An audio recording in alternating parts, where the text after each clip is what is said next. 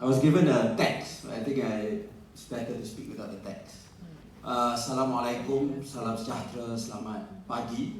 Very good morning to everyone. It's always a pleasure to return back to UKEC. I was in UKEC from 2003 to 2004. Very, very long time ago, 20 years back, right? And after serving in UKEC, I've always made it a point to come back to engage with UKEC. I was in MSLS 2008. Just after the elections, I was just elected along with Eire at that time, Kari Jamaluddin, and Tony Pua. We were invited to speak, I think at that time in a hotel in KL. And there's been a few other events, Amanat Negara and all that I've, some other MSLS, I can't remember. It's been a long, long time, 20 years.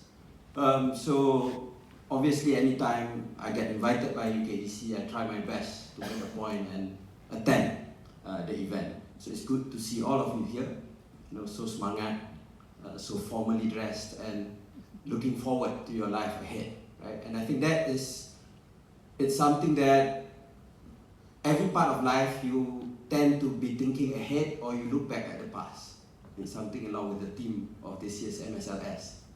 You look fondly, like people of my age, Frida's age, we look back to our days in UKEC, our carefree days as law students when we could relax, do other work other than studying.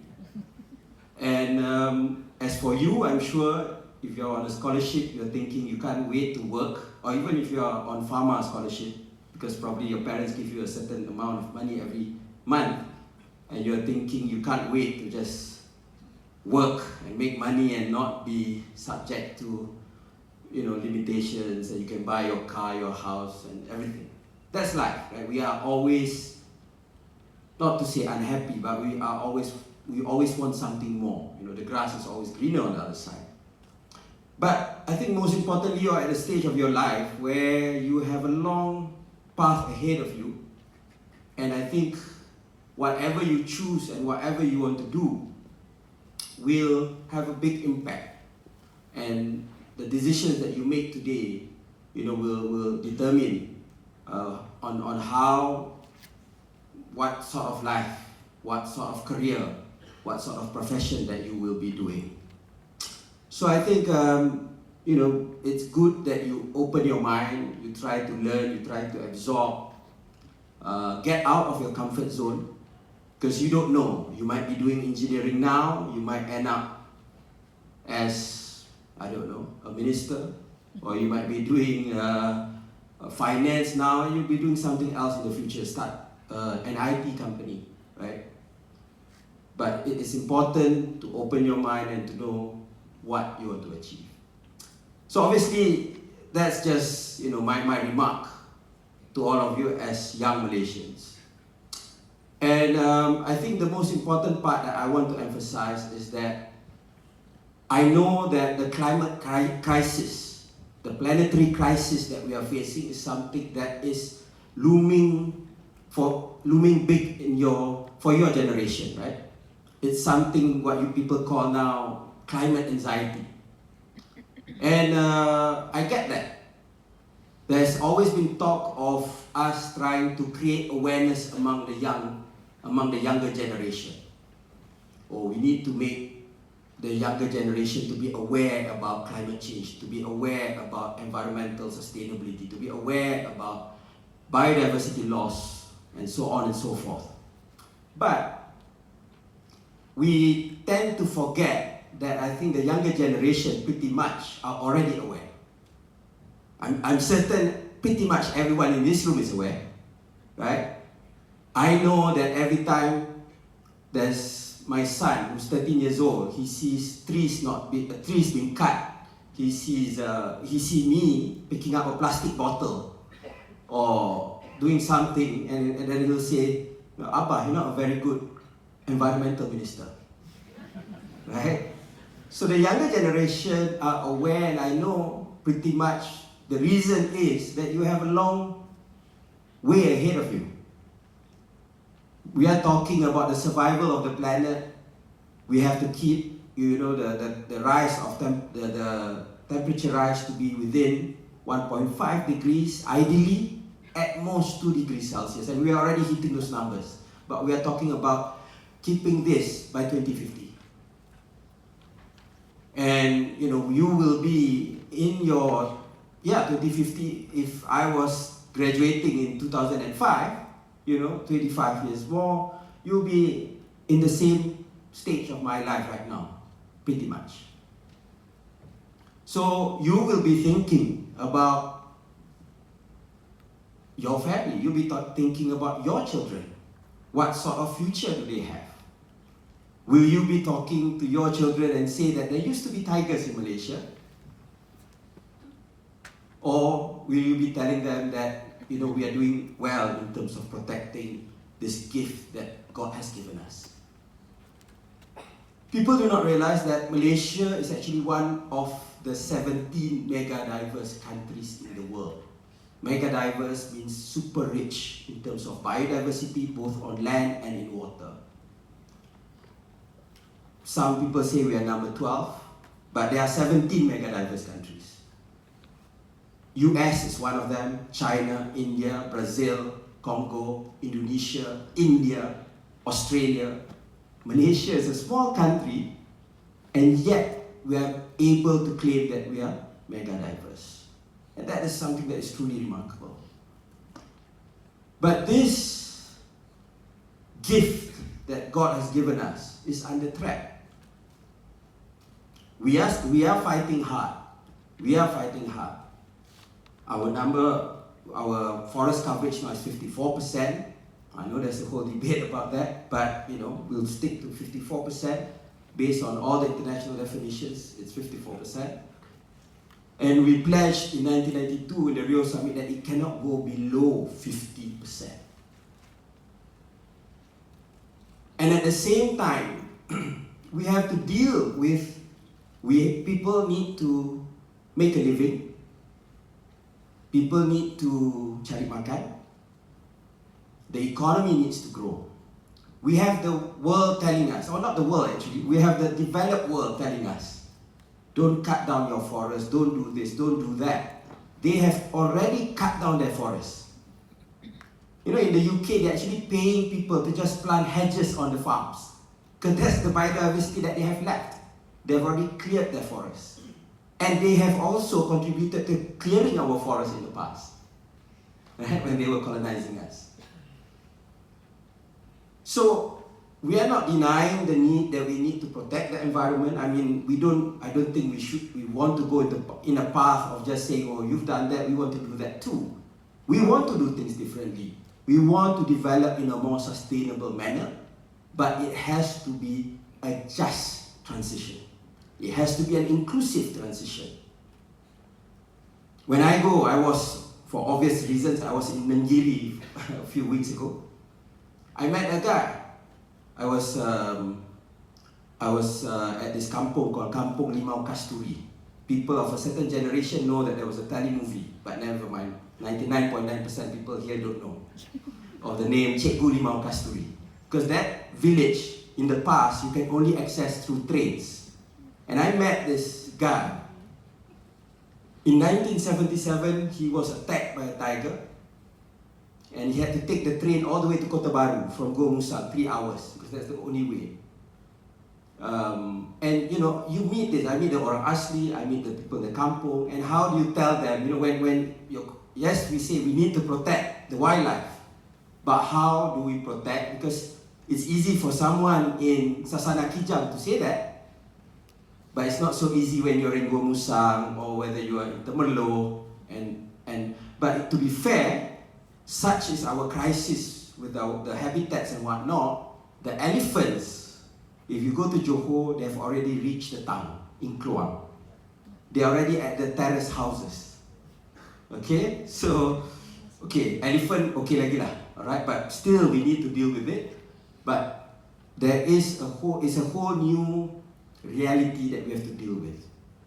So when we deal with inclusivity and all that, I think it's also important to ensure that we change the economic model that we have.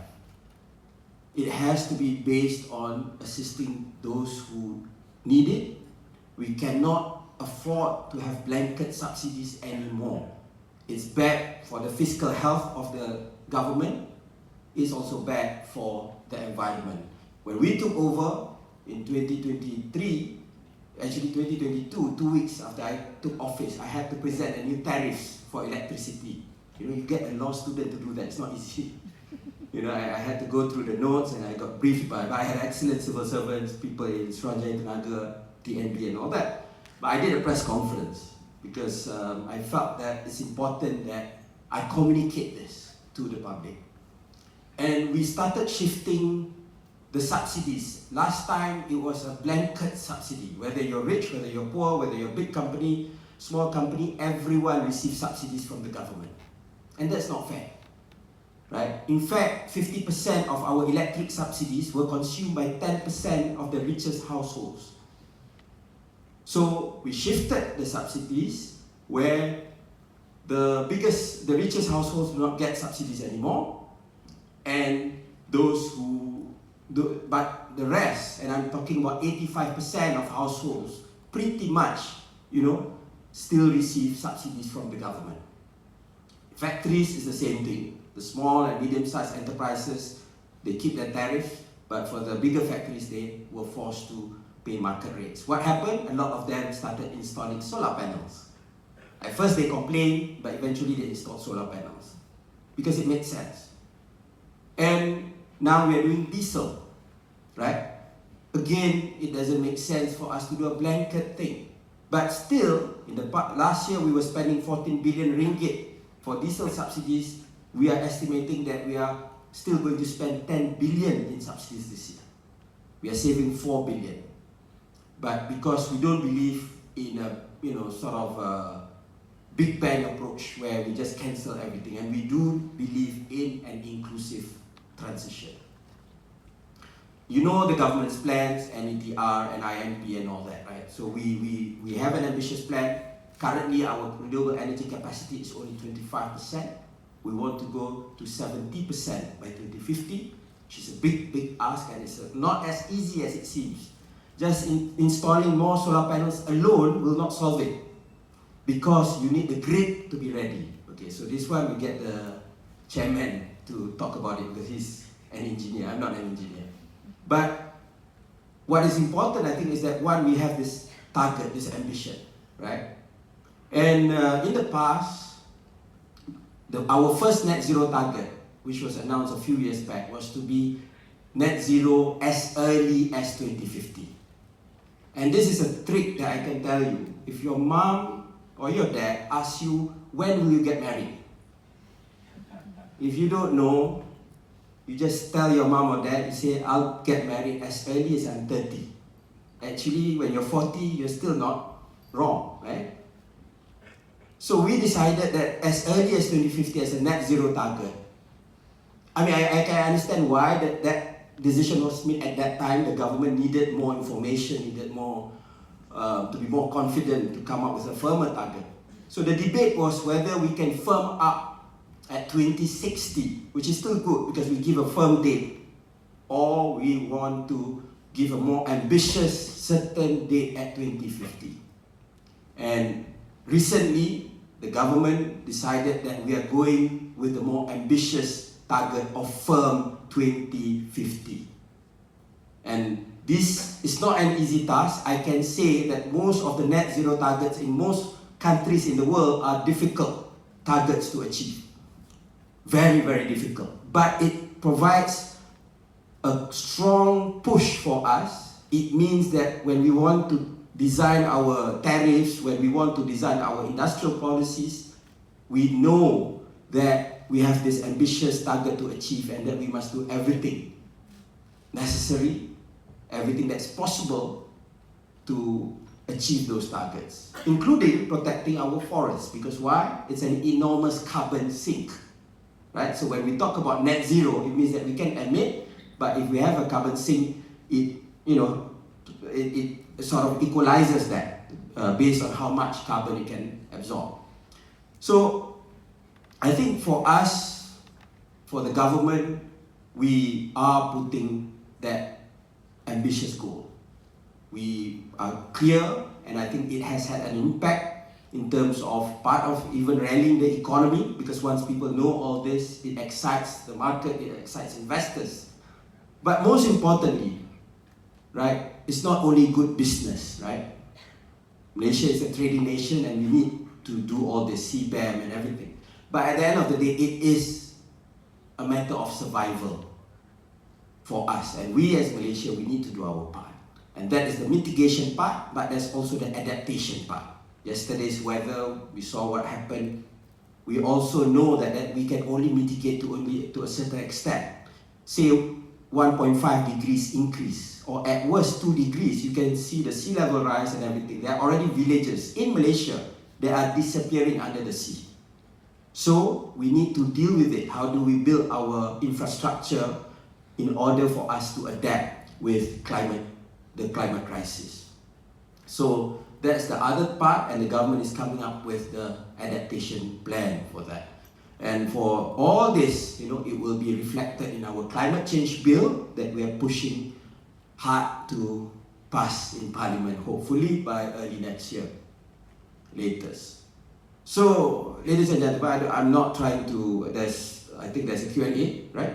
Yeah, in the schedule given to me. But I just want to end with this, right? We tend to think climate crisis and all this can be dealt with science. And we need to make the science, we need to understand the science, and two, we need to make the economics work, i.e. tweaking around with the subsidies and everything, with the tariffs. But at the bottom line, it's not really a question of science. In fact, we were living in harmony with nature until the Industrial Revolution. That's a fact, the hockey stick graph. So, until the 1800s, the consumption of resources was quite flat, and then 1800s it shot up. Production of steel was flat, and then it shot up. But global emissions, temperatures also shot up. It's all around the same time. It is reflected in that graph. So that's why there's this American climatologist by the name of Gus Path. He said that for 30 years, he used to think that biodiversity loss, pollution, climate change can be dealt with science. He said he was wrong. This is actually a spiritual issue. It's about human greed.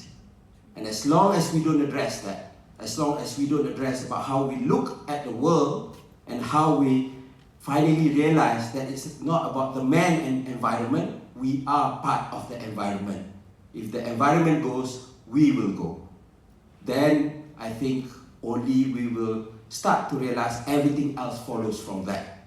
We will make our policies, we will design our policies in order to see how we can deal with the planetary crisis. Thank you.